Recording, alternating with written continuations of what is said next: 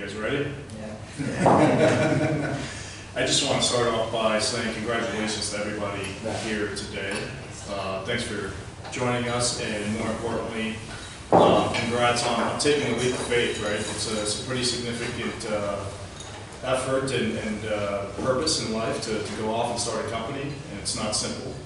And really, that's part of what we're going to talk about today is really startup life, right? And the concept that I've shared with others of high performance, low maintenance, I'll touch on that a little bit along the way and explain what that means and how to think about that in terms of the view of your startup, the view of your employees, and so on. And we'll get into a little bit of that.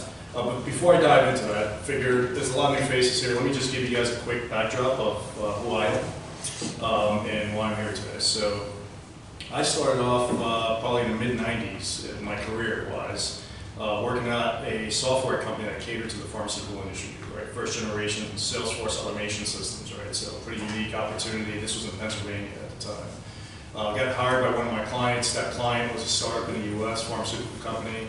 Went from 0 to $1.5 billion in sales in about 5 to 6 years time frame, right?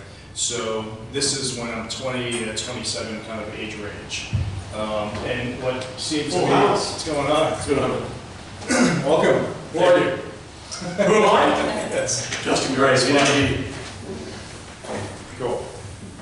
Well, so joined that company, went through the cycle, like I said, hyper growth, saw great leadership executing, which is probably the best part that happened in terms of that stage of my career. Ended up in Arizona by way of another pharmaceutical company here in Scottsdale that recruited me to come out, and that was back in 2003. Stayed with them for about 2.5 years executing. They decided they were going to acquire another company. The deal fell apart. I saw that as a perfect window of opportunity to spin off and start a company. 2 weeks before I turned 30 years old, launched a company, had no formal business plan, didn't know exactly what we were going to do, just had a certain skill set, had a co-founder, more on the technical side, and decided to just go after it. Took the first 6 months to kind of peek around different industries and see where we wanted to play. Came back around to stick with what you know and what you love, right? So we knew this industry really well, recognized that other people just did not understand it, and then the question was ultimately what's next for the industry, right? So that's when we decided to place a bet on the cloud, right? And at the time, in 2006, nobody really understood or saw the cloud coming, right, and what the potential was. I saw it because I was a buyer, and I was talking to Salesforce.com specifically and seeing where they were going with things, but recognizing that every time I talked to them, it was like I was talking Chinese, right? From a buyer from the pharmaceutical industry perspective. So that's when we kind of honed in, so let's place a bet on that horse, build on top of that platform. And then when the iPad came out, we were the first in the industry on the iPad as well, right? So embracing, you know, the new mobile technologies and kind of the future of where all of that was going. We saw that, we embedded it inside of our companies, our mindset of our staff and our culture, and then continued to execute and scale. We did that until about 2013, completely bootstrapped. Scaled the company to about 100 employees, based here in Arizona. And had a fun time doing it. We were not for sale when we got acquired in 2013. We sold to a company called IMS Health, which was a strategic partner, had operations in over 100 countries, about 8,000 or 9,000 employees at the time. And for us, we kind of viewed ourselves as a small SWAT team, kind of joining this big army, right? And we can quickly and easily scale this company around the world, in essence, overnight. And that's what I did. I ended up spending the next 9 months or so traveling the world, seeding our global markets, getting the company introduced to China, Japan, Europe, and so on. I think our first deal that we closed in Europe took us into like 18 countries.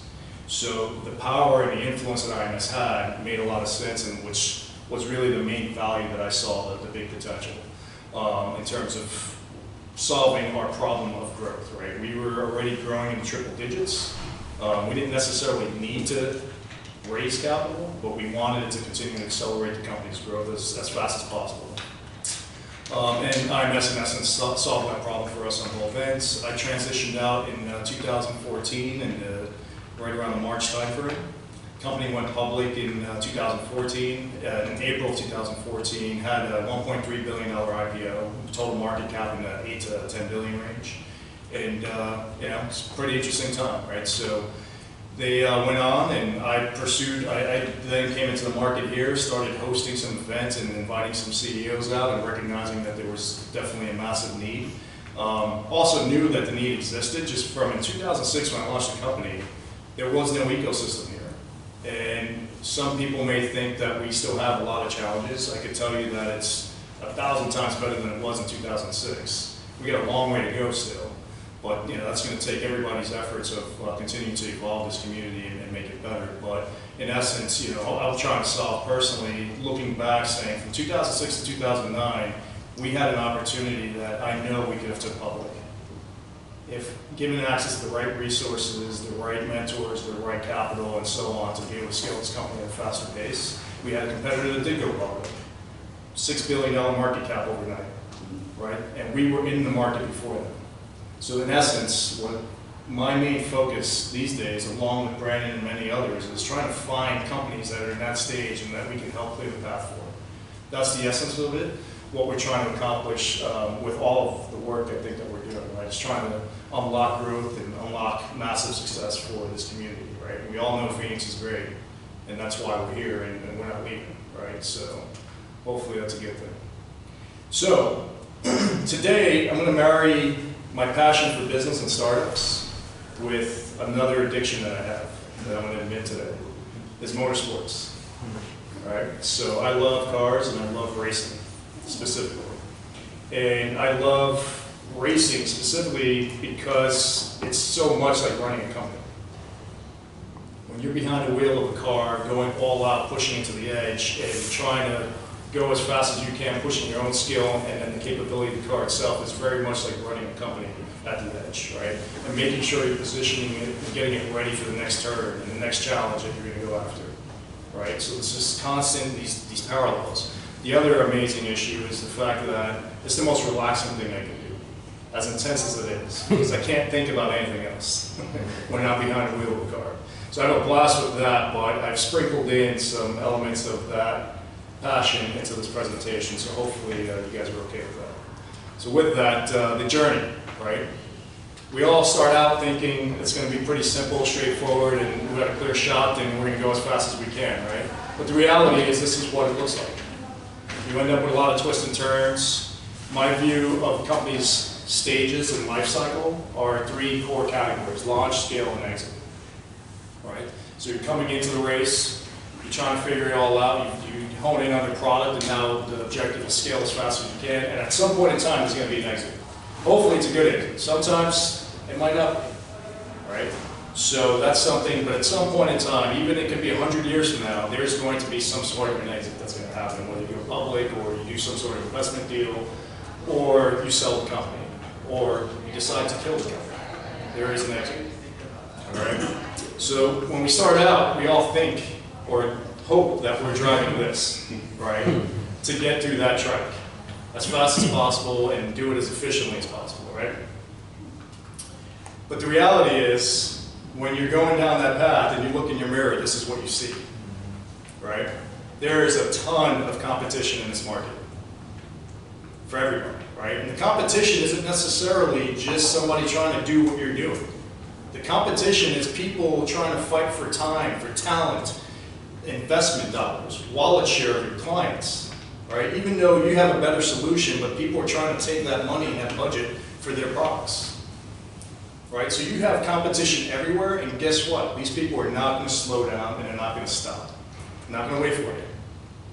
Right? So you have to move fast, and you have to move with a level of intensity that is beyond anything else you've experienced in your life. That's the reality. And I'm not sure, I've seen a lot of startups over the last 3 or 4 years that I've spent some intimate time with, and not everybody has that fire, right? So my call to action today is like, you got to light that fire. Every single person in this room, all right? On behalf of the city and this community, if you show up at an investor's office, you better show up at that fire, right? Otherwise, don't try to raise money. So we're going to talk about that a little bit more. So everybody in this room also shares common objectives, right? First one is maximize market share. I don't care what market you're going after. Your number one objective should be to basically dominate that market. If you don't have that thought process right now, there's an issue. If you're thinking, hey, I just want 2% of the market, I'm cool with that, that's not a venture. Anybody disagree? And we can make this interactive, so I don't want it just to be me one way. But anybody disagree with that? Okay. Your revenue objectives, right? The concepts are 10x, constantly, right? Your first objective is get to $100,000 as fast as possible. Prove that you have something, right? Customers are willing to pay for it, right? The next stop is $1 million as quick as possible. That could be in a matter of months. It could be a matter of 1 year, right? But it can't be 10 years. That's an issue, right? Because by the time you get there, it's already late. The train is left, right? It's gone. The opportunity is done. And the same thing kind of affects your employee base, right? As you're growing your revenue, your employee headcount is going to evolve, right? But you want to do that as efficiently as possible. I see too many times where companies overhire too soon, too fast, and it's like they're building an empire, right? End up burning through all their cash in 6 months, and now it's like, oh, I need to raise more money. Well, there's a judgment problem there that not everybody's excited to invest in after that, right? So that's the conflict. But bottom line, you will continue to grow. And that particular issue speaks more to you as a leader. And are you willing, interested, and able to deal with that problem? Can you scale to 100 employees? Can you lead that many people? Can you lead leaders? Right? These are issues that you're going to face as you evolve and you go through this process, right? And you have to focus on continuous development of yourself through the cycle. But you got 101 problems that you got to deal with, right? But part of it is continuing to develop, and you got to do it as fast as you can. There's ways around that, and I'll talk to that a little bit further. Timeline-wise, this is just kind of a sample point of view. But if you're in market 5 years from now, and you're bragging about 100K in MRR, that's not that exciting. 5 years from now, if you're at post 10 million, not bad. If you're at 25 million, that's great. I think those are good targets. If you're at 50 plus million, especially if you took capital in, I mean, you really have no excuse if you took capital in.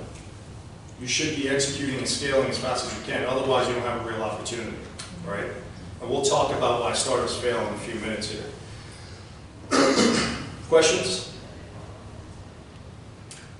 Year two's traction, right? It's kind of, you get that 100K, but now you gotta get to $1 million to $5 million kind of range, improving that out and continuing to evolve. Whether you raise capital, when you raise capital, all key questions, right? Timing wise. Year three, you're leaning in, scaling the hell out of this thing. Year four is interesting, right? Because I would even say year three, year four, all along the way you have this problem. What you enter the market with is innovative at that point in time. Fast forward 2 years from now, it's normal.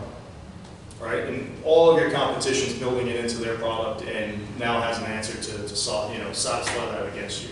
So what are you doing to continue to evolve your product base and so on and stay relevant in your market? It's a critical issue.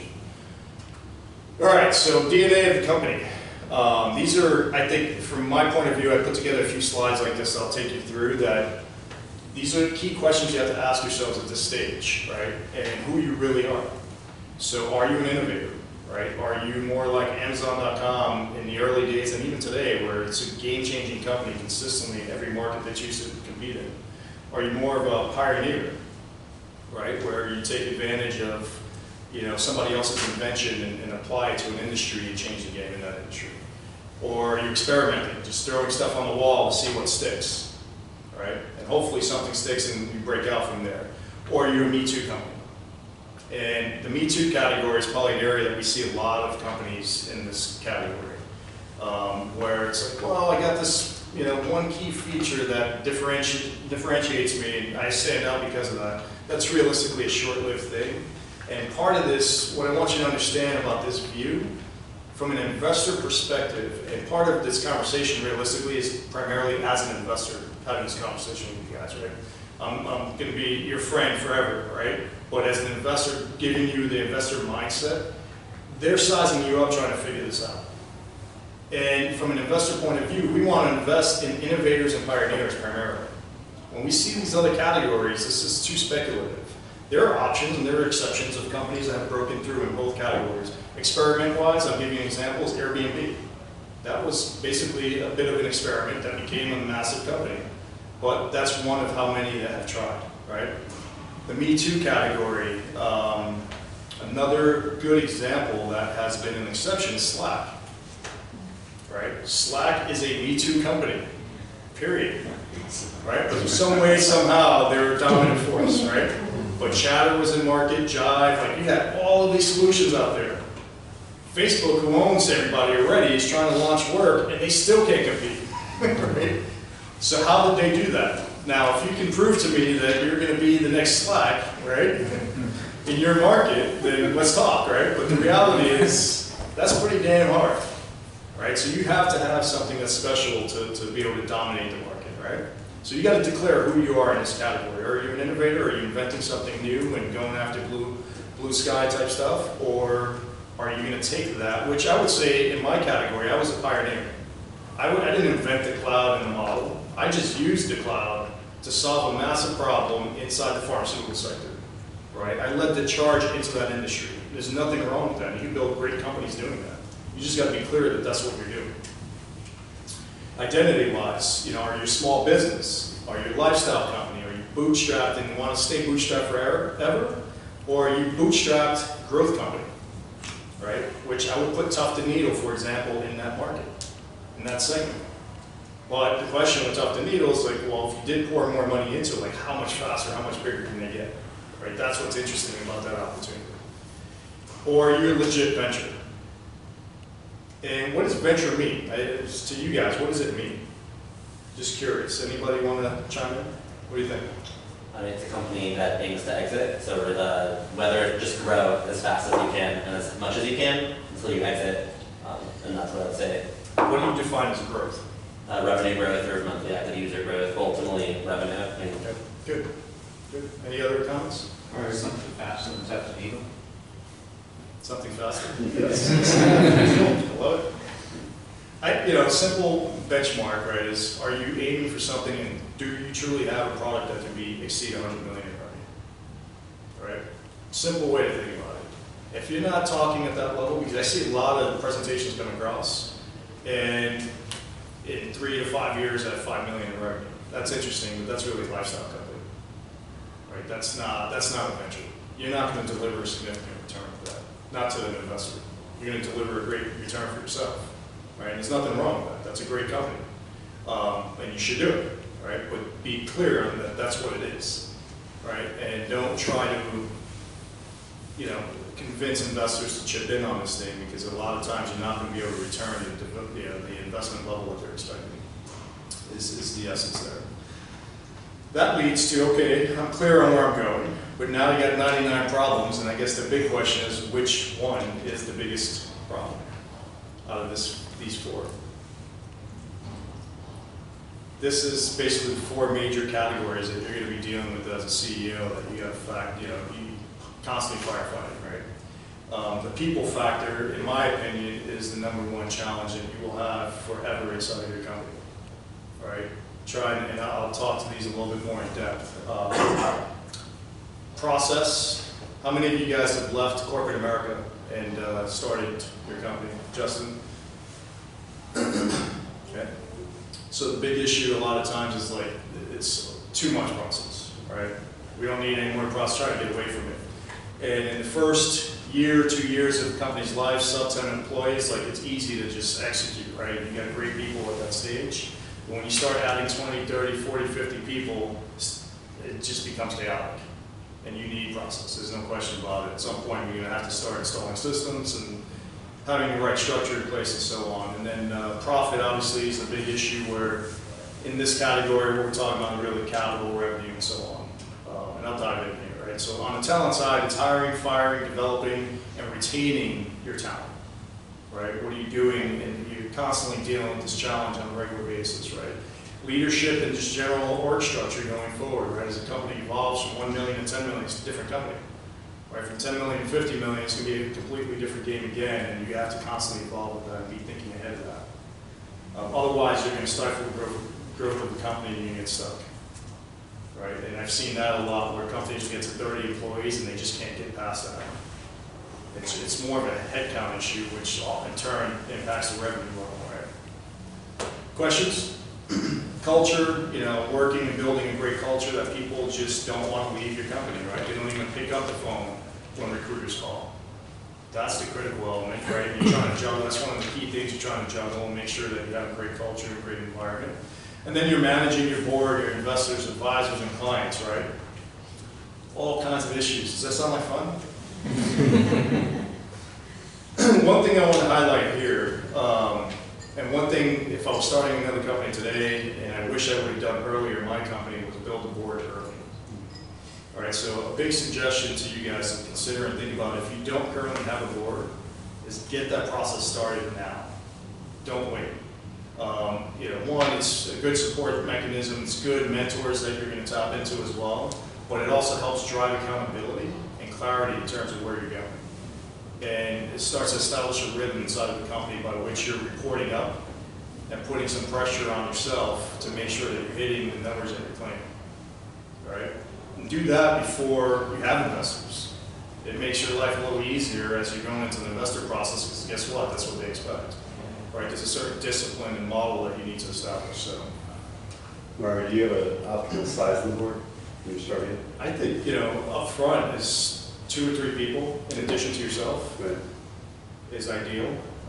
You know, round off some skill sets, right? Have somebody who's been there, done it, maybe a finance person as well to help in the thinking and structure of your financial operations going forward, right? That you can tap into in essence at a low cost up front.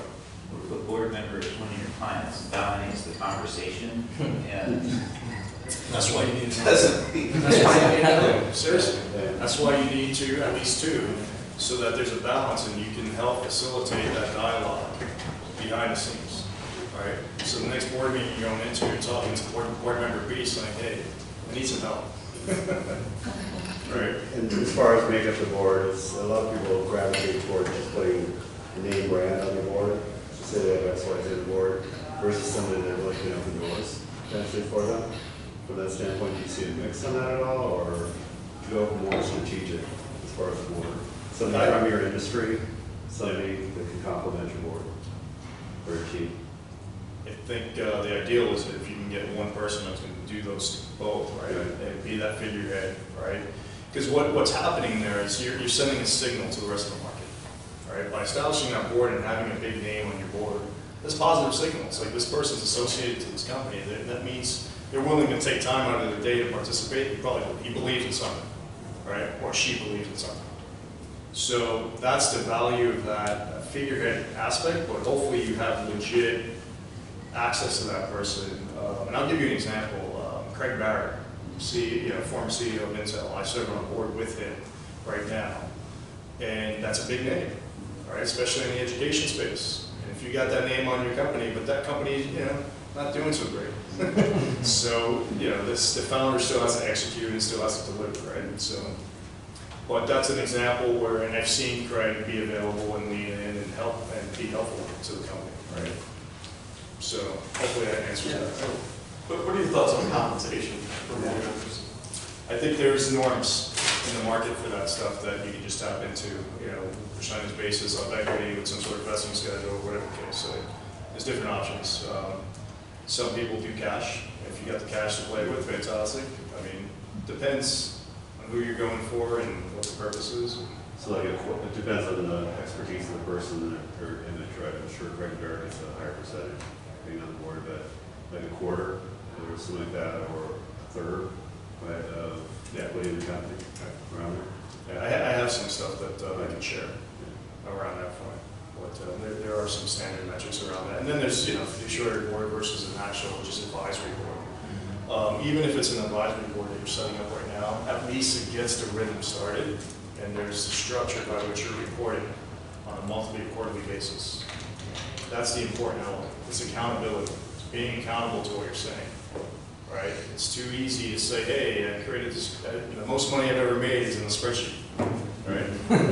And here's this beautiful spreadsheet that has all these numbers, but in the end, they never really come to fruition, and that's a problem.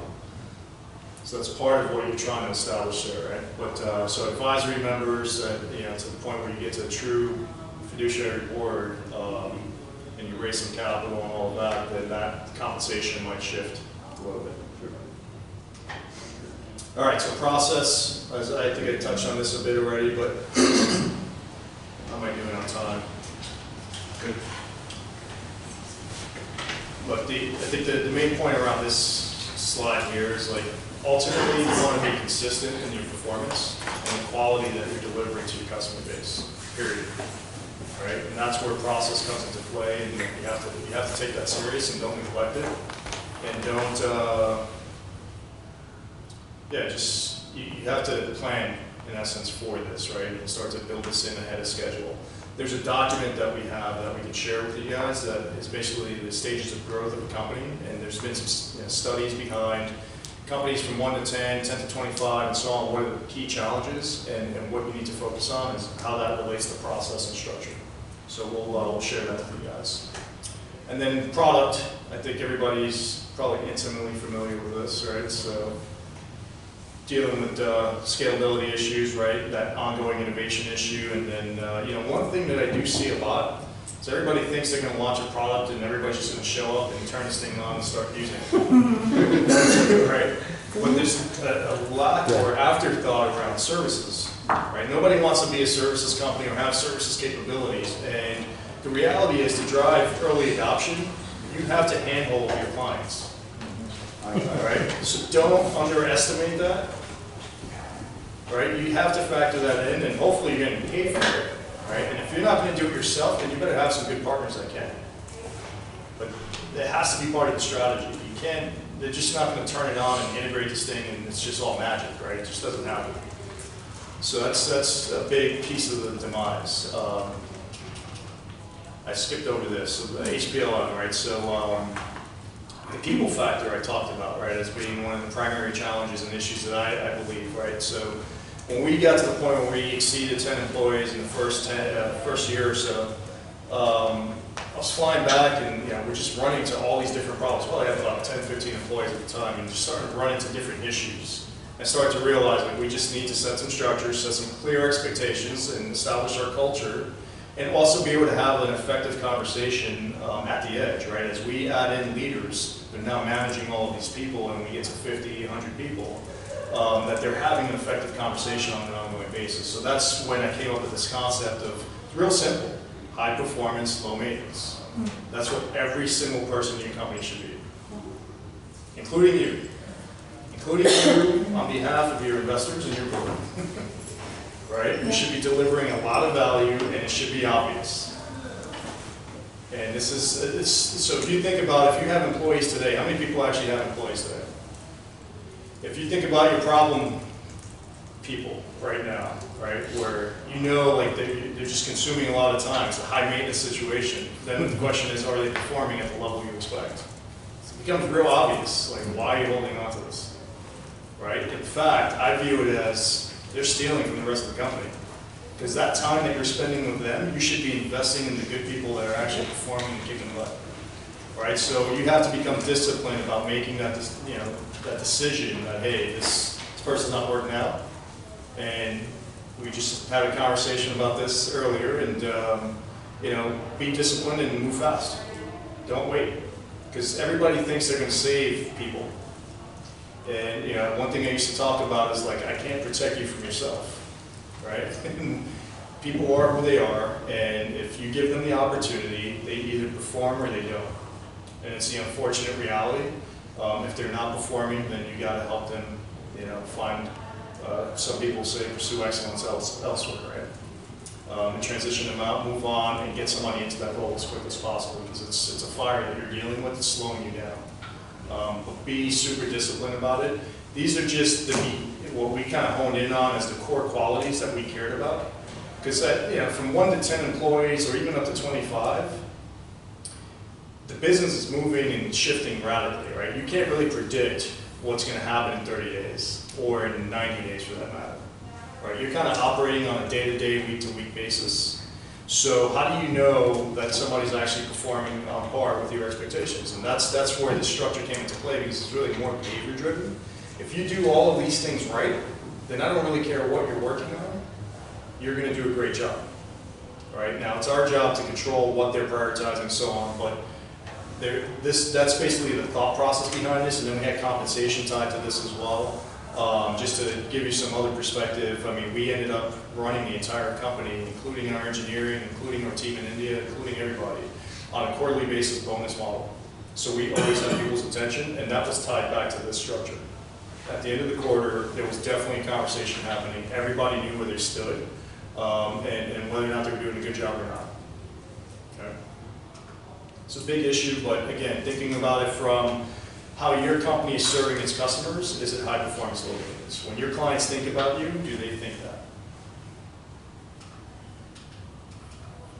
Questions? I imagine everyone has lulls, right? Bad days where they might be a little more high maintenance. Yeah. Or Clients are high maintenance too.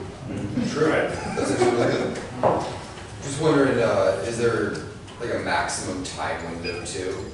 I know I've had some situations where someone would have a bad week or two and get pretty concerned in that grid. But then they snap out of it, you might spend a little time. But come a month and a half, 2 months, it's like time to cut the cord, right? I was wondering if you've got a time frame where you're. Yeah, I think a quarter is more than enough. I mean, you're gonna know. People really, you gotta have the conversation. That's the first issue, right? You gotta look inside first that are we doing the right things on behalf of this employee as a company? Are we supporting them properly? Have we given them all the tools? If the answer is yes, and they're still not performing, you have to have the discussion, make it clear that they're missing. And then basically the clock is ticking, right? The ball's in their court. But be disciplined about the fact that, hey, at the end of the night, 30 days or whatever time frame you set with them, they made the choice. You didn't make it. They made the choice. You gave them the opportunity to show up. That's the way I think about it. Pretty harsh, but it's the reality, right? And they have opted to exit at that point, in my mind. But rather than time, it also say like impact of better management, that you're like, how are they impacting people around them? Because that person's probably a drain on you as a resource as well. Mm-hmm. Yep. I think it goes back to what you were saying about setting that culture and keeping that transparency between like what's expected and what outcome is, and like, let them know right at that time that, hey, you're becoming a high maintenance right now, just, hey, ding, this is the first check, this is the second check maybe, and just bring that in the culture of the company might also change the way. It does get a little bit difficult at the very beginning when you've got high-powered people you're bringing in as a small team, as a startup, and there's 4 or 5 or 6 of you that are starting up together, and at the end of the day, you're ideating together and doing an agile process. And at the end of the day, once you agree on the framework of where you're going, then everybody needs to snap back kind of in line and do that. And some people don't snap back in line, where they need to go to execute to do that, and execute that plan. And that's the harder part of doing that. Some co-founders may not be a co-founder for the long term, right? And they may be a co-founder for the short term. That's a great point. Good luck on that founder-ectomy. Good luck on the founder-ectomy. Yeah, no. That's a painful process. It is, yep. Yep. Hey Mary, I have a That's why question you have about that. unrestricted stock. I had a question about, well, I have a comment to make. My experience always found that when you go home and you keep thinking about the same person, and they keep coming up during dinner, at night, before you go to sleep, you wake up, and they show up a lot, and not in the high performance, low maintenance, but in the other part of the grid. That means you're in love. No, the opposite. You become more simple dead fish, maybe, No, in business you need to break up. And that's what needs to happen. That's been my experience. And when you wait too long, you're like, oh, shit, I knew this. This person's been a pain, like they've been there, they've taken a quadrant of my brain longer than they should have. Here's my question for you, is that I really like what I took a picture of it because I've not seen it like that. Yeah, we'll share this with you guys. It's great. What's your rule of thumb with the intersection of how much admin? Because you're talking about quarterly bonuses, and so you've got overhead associated with that, right? So what's the intersection of, or what's your rule of thumb for admin, mentorship, and then like the goal setting, each quarter and performance management? What did you find in terms of whether it's the number of hours or face time with each person? Thinking of your high performance, low maintenance people, right? Like, what does that look like at the For the different individuals or stages? for yourself? No, for the individuals that you're managing. And then also for your managers, there's probably not a lot of layers, right? when My you're view small. is, look, the bulk of your time should be spent executing on what matters, right? And what's client related and so on, and more product related depending on the roles. This concept was about simplicity. It's about speed. Like, you should be able to get through this conversation in a matter of like 15 minutes. Because it's obvious. You either did it or you didn't, right? You either delivered on quality consistently in your role, or you had 3 different problems over the last 90 days, right? And here they are. It's simple, it's black and white. That's kind of the view that we had. So if each manager was spending an hour in that process and dialogue with each employee. You know, they would meet on a monthly basis as well to continue that conversation, but make sure everybody was on track. But that was the essence of it. The bulk of the person's time should be spent executing against what really matters, not doing this kind of stuff. Yeah. Right? But my point in conversation with all of our employees was it's obvious, it should be obvious that you're needed here, right? So one of my guys used to always say, you know, if you're on a sinking ship and you're on a lifeboat, who are you going to grab, right? We'll push over. Who's coming with you, right? That's a simple way to look at it too. Yeah.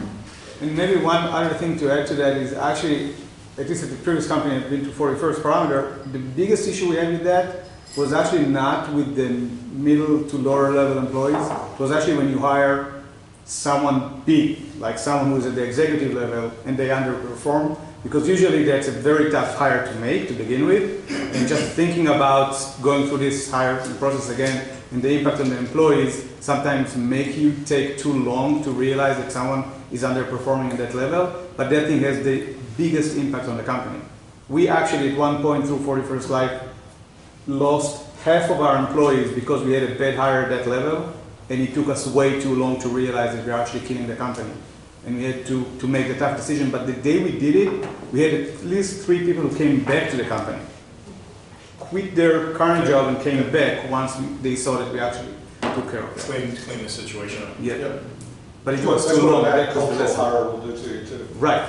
Yeah. Well, and that's also a CEO that's asleep at the wheel, or something's going on there. No, but I'm saying the reason was, if we talk about the style of discussions we should have here, the reason was that from the CEO's perspective, they were playing the game of like, is that going to be easier than just deal with the person? And they thought because it's a high-level employee that took us so long and so expensive actually to find, and we paid them so much and everything, maybe the damage that will happen from firing them would be higher, which happened to be the wrong decision again. But sometimes it's something that will make you pick the wrong decision or make the wrong decision. There's a lot of conversation around this. Like we can definitely dive into a lot more situations, because there's other situations that you guys are going to feel trapped. I mean, that's a situation where you got a key executive that it's like, how do I deal with this problem, right, and make the change at the right time and so on. There's times that you have an engineer that has all the knowledge, and you're like, but everybody hates him, right? That's a problem. You got to deal with it, right? So how do you deal with those situations? That's probably another time. We'll have to dive into that. But there are tricks and tips around that stuff too. So why do startups fail? Quick. Lack of capital, One option, yeah. lack of people. Lack of motivation. They don't build something people want. So, yeah, that's all good answers. Simple way to think about it, product or execution. That simple, right? Capital ties into both of those things, right? Either the product sucks or the teams fail, right? So that's the way I think about it. I think that's the way a lot of investors tend to think about it. And when you look at any company, that's generally, it's one of those 2 things. And for the most part, I have to believe that you have a great product. And I think the execution side, you know, there's probably some issues, but I can probably influence that the most. I can't fix your product. I don't have time for that as an investor, right? So that's what we're trying to evaluate and understand what's actually happening, right? And so if you have a high churn rate, for example, those are clear indicators that this is a product problem, right? So it's not as good or it's not really as needed as you think or want it to be, right? So just simple ways to think about those things as you evaluate what's happening inside your companies and how people are evaluating you, right? Just another little trick. All right, I think I'm done talking.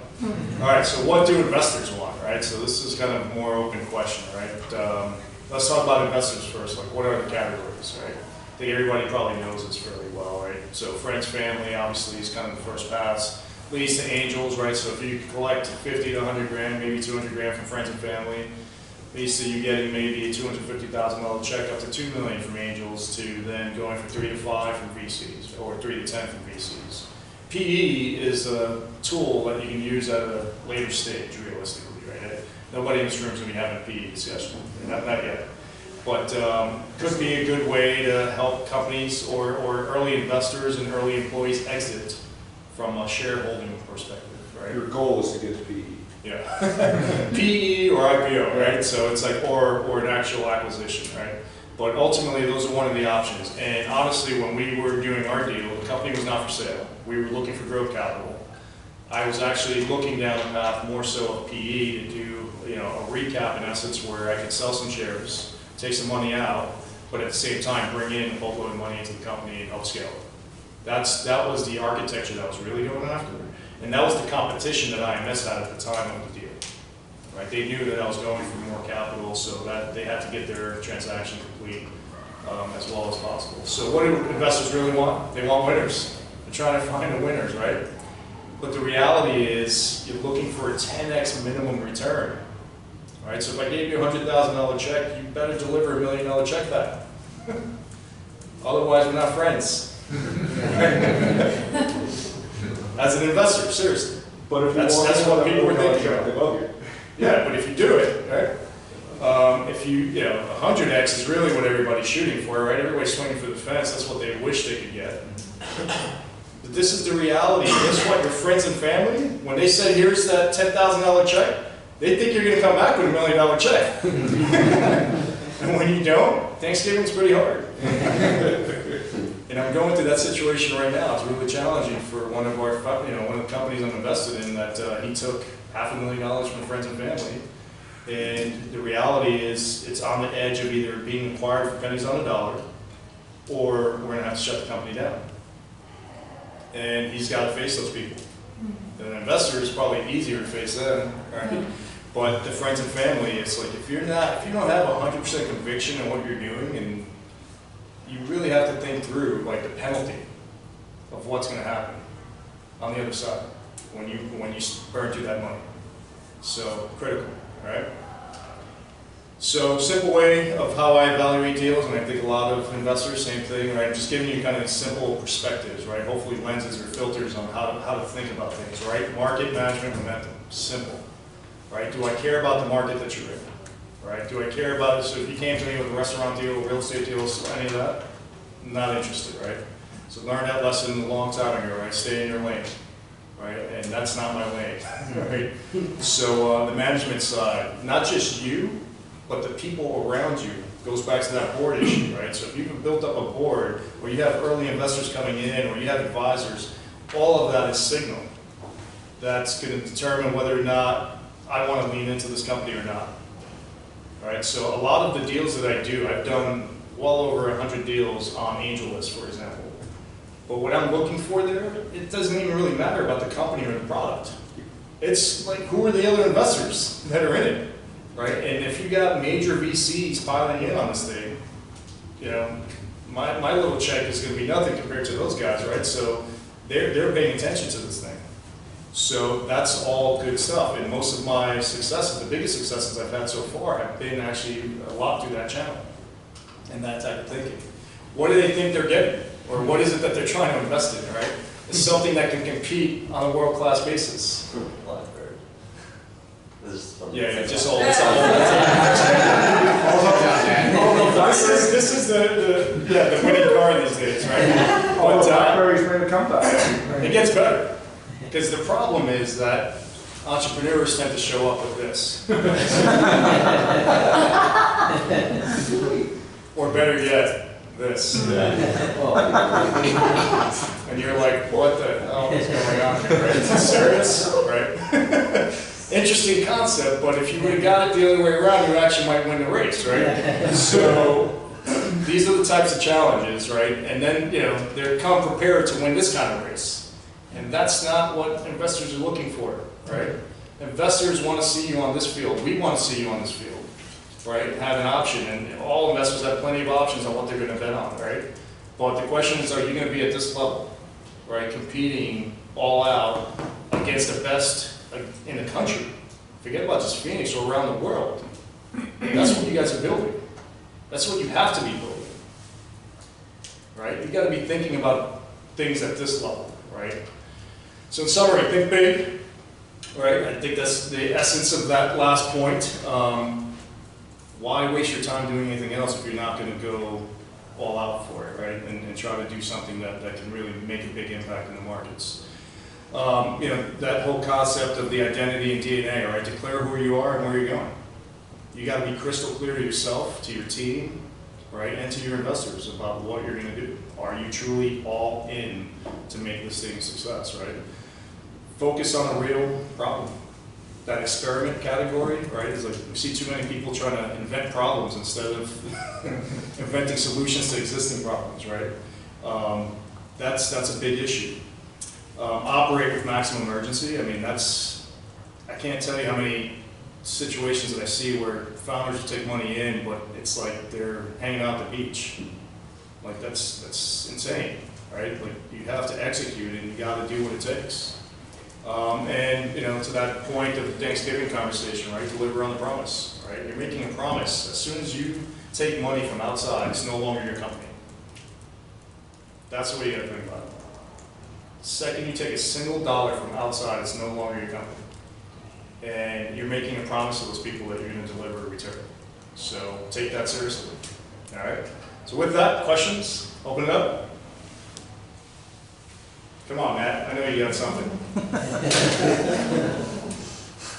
I guess I'm sure I have a question.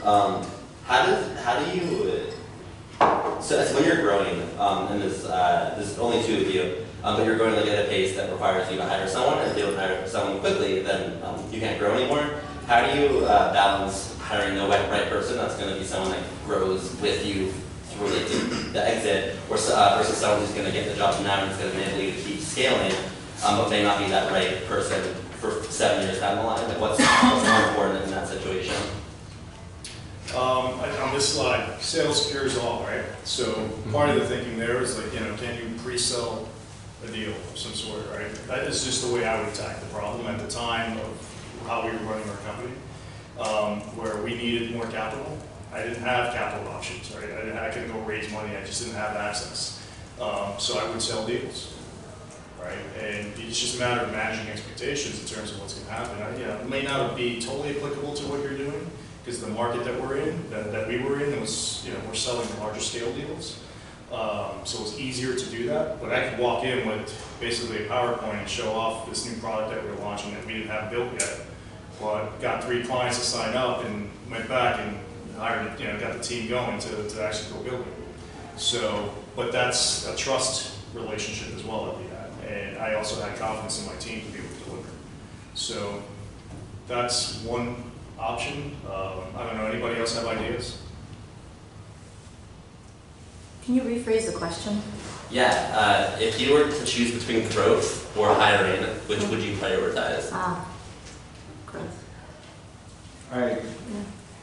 It really comes down to how do you, to your point, how do you balance it, but I always look, if that person is not going to be accretive to my business in a very short order, I wouldn't be looking to hire them, and that doesn't matter where I'm at in my business. I mean, you know, I'm not going to hire a new developer that can't be on the ground producing product that I can now sell. Within about 6 to 8 weeks of that process. So you have to be fast. I mean, you know, when you talk about that speed, I mean, you know, you live, eat, breathe. I mean, I work 24 hours a day, 7 days a week, not because I'm necessarily in the office all the time, and my entire team does too, because they believe in what we're doing. Right? We're saving people's lives, and so it's easy to communicate a message. You know, we busted a sex offender ring that specialized in 12-year-old girls. I mean, things like that. So, you know, whoever you're bringing in has to be able to quickly add value, and then it shouldn't be an issue as to whether or not it's growth or not. Hey, Matt, your model, your business model, you actually have a really nice model that allows you to actually not have to make the decision to hire this second and to get the growth anyways, because you can 1099 other writers to help you get past your bump, because you're going to have peaks and valleys like every business, but with, you know, writing assignments. So you've got like an interesting luxury that not everybody else can easily go get 1099s to fulfill, to write the next 5 articles or whatever you need done. So I actually think you can manage both. You just need to think possibly differently of not hiring and saying, how am I going to go get a couple of writers to fulfill this peak? Also, one more thing is the person you need in 7 years, hire in 6.5 years. You don't need it right Right, now. that's So, right, and that's we, right. we really fucked that up. We hired someone who's like gonna be great for 2 years from now. And what did they do in the meantime? Burn capital. Right. It was horrible. Right. So you need someone that's gonna be the best person you need for 6 to 18 months from that point in time. And they might not make it past that. And when Mary was talking about that one, 100,000 million, 10 million, your whole team's not gonna make it through every part in there. They don't belong making it through every part in there. Hire the right people you need right now. That's great advice. Good question. So what happens when you're at a pivotal point where you're growing financially or with the team, but there's this one individual that's a superstar. I won't say rock star, like a superstar, like the best person for that job, who's a antisocial person, meaning they don't work well with others, but they're doing great. But you want to expand that team. How do you go about growing that? And that's a question for everybody, not just for Mario. I'll let others chime in there. Thoughts? Give them some competition. Okay. So I have the exact same situation. We have a team of private investigators. Well, it's a team now. Yeah. When I first took over the business, we had one. And she, in the industry, is considered one of the best in the world. Sure. And doesn't like people. And so sure enough, I hired somebody that now she was competition because now she had to be measured. Sure. And once that happened, her personality switched almost overnight because now there was somebody else that was a lot lower maintenance. I love that term, a lot lower maintenance and a lot higher functioning. And the numbers of performance values that we're getting out of those two now is more than double what it was. And she's so much more pleasant to deal with.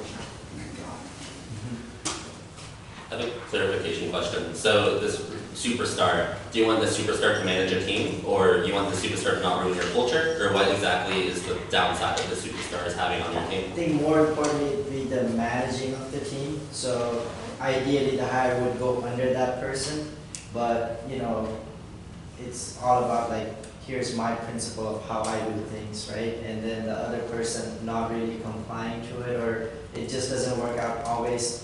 So the problem essentially is the person is so good that they want everything done exactly how they would want to mimic themselves. And you can challenge them that, hey, how can you find a person or mentor a person that can mimic you, like a replica of you? How can you generate that? And are you capable of doing that, right? And they fail at that, so you decide to just find somebody that, that'll help do that, but they'll have to run that person underneath them because they are the person who was. Be careful. Yeah, well, it's not easy. You said some really interesting. Yeah. Now that you well, just to follow up, I just wanted the clarification. So if they're a superstar, but they're not a superstar manager, they keep them at a superstar where they're at. Like if you were if you had the superstar salesperson who was the best salesman in the world, and then you upgrade them to manager, then they're not selling anymore. Exactly. So if they're a superstar, keep them where they're at. And don't let them manage shittily, or it's not the right word, but don't let them manage. Yeah, It's a word now. It's a word now. Because the guy with all the words just said. But I would also say that, remember, you're not necessarily trying to hire a performance enhancer. I mean, you take the rock star, the superstar, and you hire somebody that's going to help him, well, that's only going to make him 10% better. Sure. What you need to do is, or what you really want to do, is end up with two really good, strong people. Yeah. And so you don't want to end up sitting here and saying, move that guy to a manager, where now half of his time is now diminished with having to deal with this guy who he doesn't believe is nearly as good as he is. Yeah. And then on top of that, now you've sort of infected this culture of, well, if it's not my way, it's the highway. Sure. So you got to be real careful moving that guy up. Yeah, makes sense. But I think you also have to be real careful about enabling your superstars too, where they become toxic as well. You've got to be able to walk away from the relationship. You're the CEO, you're the owner.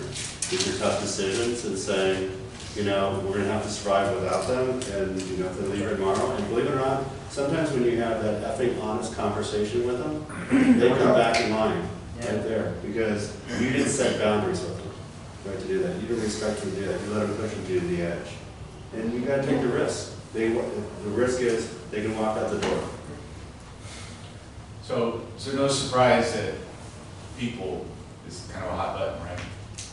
That's what it takes to do this, right? It's essential. Any other questions for Mary? Do you think it's getting tougher to find people in Phoenix from a technology standpoint? Or in general? I hope not, because we moved here because of this. We moved from DC to here, So what have you a done? month and a half ago. Yeah, so I mean, we moved here specifically because of The forecast is because you guys are moving here, and because we are growing here and stuff like that, it's going to be a lot tougher, right, for talent.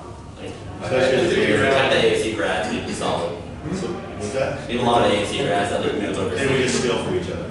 No, I mean, no, it's a Silicon Valley skills from us. So we can, like, if we can keep the ASC grads, there'll be talent for everyone, really. We had a good event, was it earlier this week, right? Tuesday, with ASU and Dr. Crow. And yeah, sounds like they're producing the talent. We just got to get them to stay here. I gotta tell you, we're on Town Lake, and we're right there for a reason. And we took five interns in over the summertime. Holy shit. I mean, these guys are, a lot of them just say, we'll work for free for you. We paid them, we paid them a good wage, more, double minimum wage. And they're like committed. They're like committed. These are guys that are so committed. I'm trying to, somebody was telling me, can't get rid of them. well, somebody's telling me millennials think differently, right? I'm obviously not a millennial. That they actually stay in a job because they enjoy the job, not because they want to jump and go to money, right? Eventually, to do that. And two of them are master's students, and they should be off making, $80,000 to $100,000 a piece, right, in their job or more. And they're saying they're making double minimum, right, to be able to do it because they like what they're doing, right? I don't know how long we'll keep them, but we've got a good crop out of issue. It's good. It's good to hear. Brandon, I wonder, just in the short time that I've been in the room, I've noticed that there's people, and there's been two questions over the same question, which is, what do I do with someone who's kind of like not perfect in this area, but really great in this area? And I'd recommend, and I think for programming for this might be, how do you each get someone on speed dial who is a people leader, culture, HR, process, and scale expert? Because we have plenty in town. I can think of at least 3 who'd be kind enough to get a coffee with you, or just have them on speed dial so you can ask them like, hey, I got a question about this. Because they've had the experience of seeing from, a 10-person team to a 100-person team and the challenges associated with that. And we're seeing the rise of people leadership and it becoming something that's not just relegated to HR that reports to the CFO or the COO. It's a critical C-level function that's on par with operations, finance, marketing. And so I wonder if maybe that's a programming opportunity and to make that available to people in a way that's structured. Yeah, and that's a great point, Kathy, because so you're touching, so with, Kenny and Brandon and Ross can attest to is that as we've done these more structured monthly accountability check-ins, we're seeing themes bubble up. And then it becomes a job of Christy and I to like backfill those themes. So if something's particularly kind of a hot button item on a particular month, we're working for that next month that we can plug somebody in. And so while I was kind of thinking, well, for January, as we convene this group, and probably expand it a little bit, is, fundraising preparedness. That hasn't really come up. I mean, it's come up a little bit, but people are coming up. So I think it's a great idea. So that was really part of this experiment today. Is like, what's the collective group going to come up with? So anyway, this was great. Mario, thank you.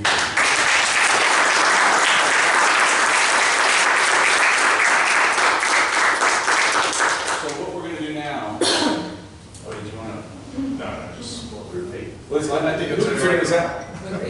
Huh? Who can figure this out? It's predicting the future. There you go. It's all right? Predicting the future. We already said the CDA. That's sweet. Or it's where it came from.